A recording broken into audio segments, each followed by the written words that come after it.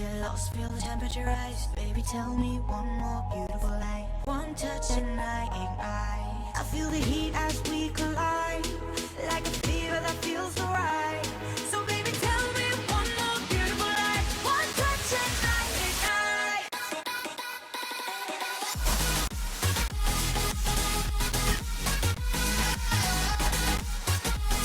One touch and I ignite.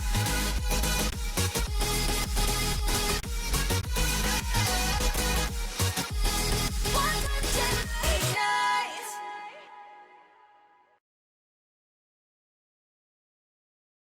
My hair is smushed.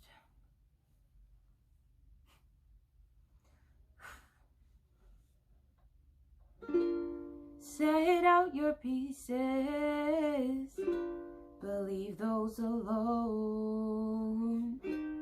Those two are special, they've made a home.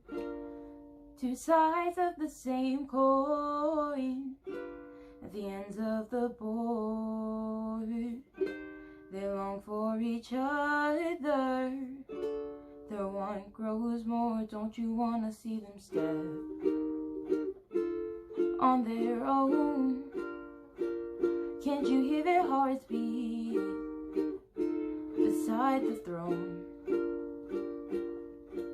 There's worlds stuck between them, they've got all the reasons, but their feet are stuck in place, dancing a game of chess from space to space.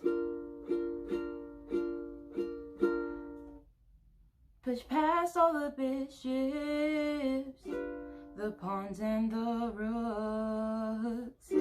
A hand stretches outward, hoping for just one look. Which where are they meant for? Are you still a friend?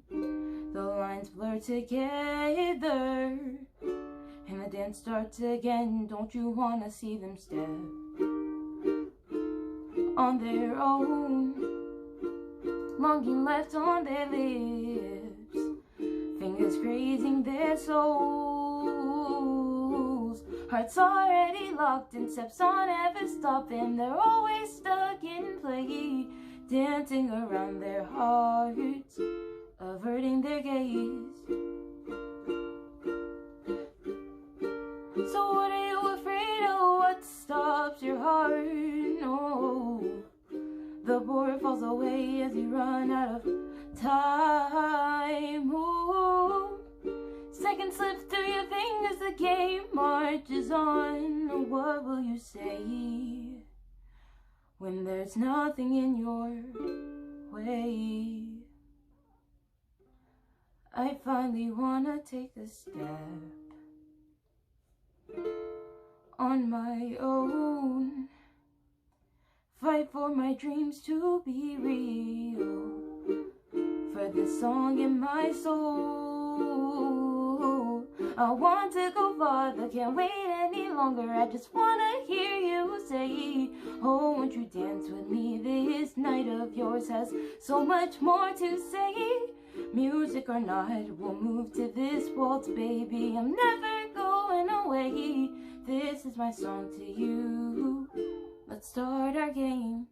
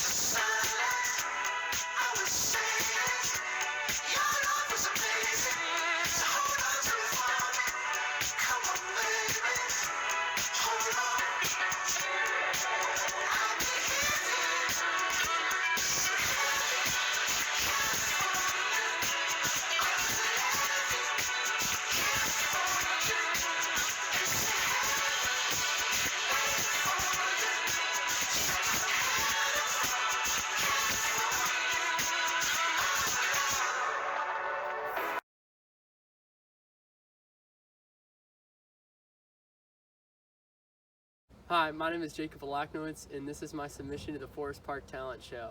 I'm going to be doing an original spoken word art piece called Gospel. And here it is. What I am going to say tonight for many of you is going to be foolishness. For others, it will be a stumbling block, and for some of you, I am going to sound downright crazy. Yet I believe that what I say tonight has power.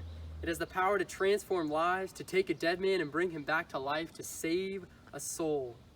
What I'm going to say tonight is the gospel. The gospel that took a dead, wretched sinner like me, changed his heart, changed his soul, and gave him mercy. It's the gospel alone which can save a human being, and I speak it tonight because it's the truth, and the truth alone can set a man free. The gospel starts with the God of the universe. He created human beings in the beginning under a single law: obey me. And yet humans disobeyed, and thus sin entered the world, and a separation, a dividing wall of enmity was put in between us and God. You see, God is holy. He's totally set apart from his creation, utterly righteous and good. He loves righteousness and justice, and he hates wickedness and sin. And so it's because of God's perfection and holiness that he cannot be in the very presence of sinful human beings. Sin must be punished. In the same way that wrongdoers in our world must be punished in order to uphold justice, sinners before the holy God who loves justice will be punished. Justice will always be satisfied before God. The Bible speaks of hell, a place of weeping and gnashing of teeth, the place where sin is punished for an eternity, for wrongdoing against an infinite God can only carry infinite retributions. And so the question is begged, how can sinful people be with God? And here we have the glorious gospel that says man can be redeemed, rescued, and ransomed from the punishment of their sin. You see, Jesus Christ, the Son of God, came to earth from a virgin. He lived a perfect life, the perfect life that we were intended to live. And then he died on a cross. We've all heard this, haven't we? But no one seems to know what that death really accomplished anymore. On that cross, before he died, Jesus cried, "It is finished." And what that means is that justice has been satisfied, that wall of enmity has been knocked down, and the sinful men can be with God. You see, for those who believe in Jesus, their sinfulness is imparted to Jesus on that cross, and Jesus is punished in their place. Justice is satisfied, the wrath of God is satisfied. But that's only half of the switch, because not only does Jesus bear the sins of wicked people, but his perfection is imparted to the sinner. It's an exchange, you see. Our sinfulness is laid upon him, and he is punished in our place, and his perfection is granted to us, so that when God looks upon the sinner, he doesn't see a wretched being anymore, but he only sees the righteousness and the perfection of Christ. This is the gospel which I proclaim, that man can be reconciled to God only by Jesus Christ.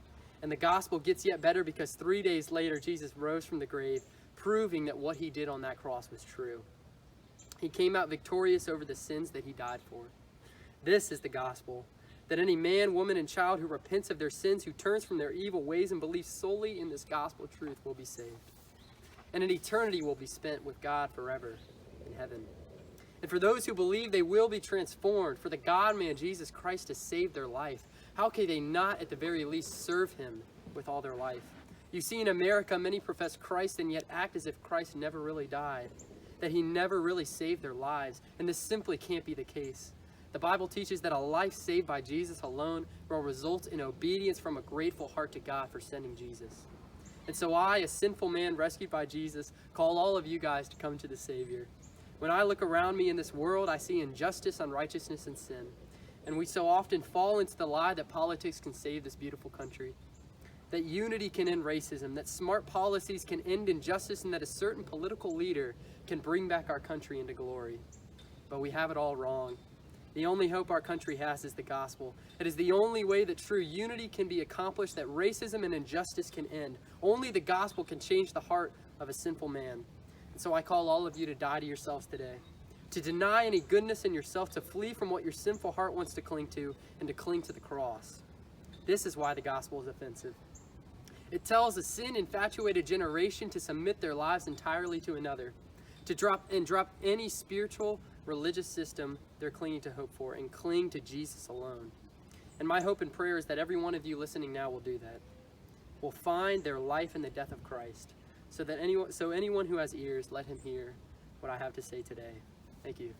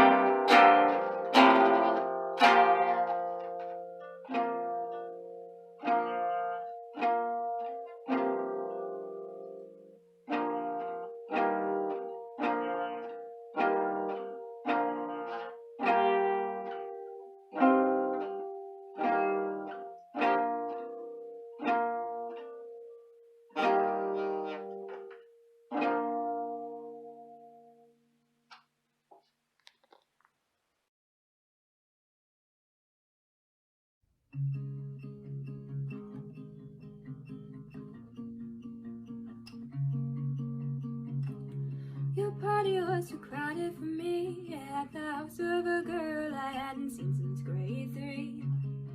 Kept thinking about how happy I'd be if you'd taken the time to say hello to me. But you left me to the strangers, kept me there waiting, barely even said goodbye. After all the time I spent on your present, did you forget it?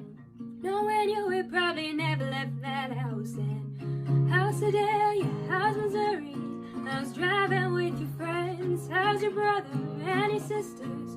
Things alright for them. I've been thinking you're 18 now. Do you know we're going to school? Crazy you're so far away. Hope things turn out for you.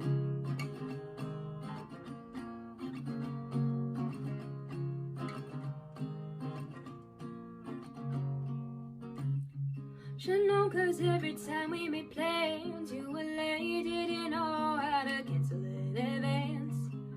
So I'd wait for you outside of the theater, hoping it didn't become a single feature. But you left me to the strangers, kept me there waiting, didn't even apologize. After all the time I spent on your present, did you forget it? Knowing you would probably never left that house. And how's Sedalia, how's Missouri, how's driving with your friends, how's your brother and your sisters? Are things alright for them? I've been thinking you're 18 now. Do you know we're going to school? Crazy you're so far away. Hope things turn out for you.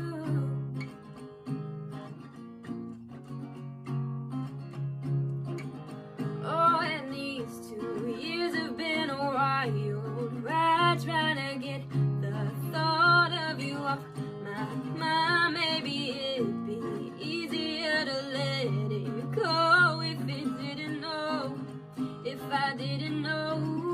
Oh, you've been talking to everyone else and you left me here doubting myself. Oh, it was 9 months before I heard from you again. Haven't heard from you since, haven't heard from you since. So I guess I'll never know.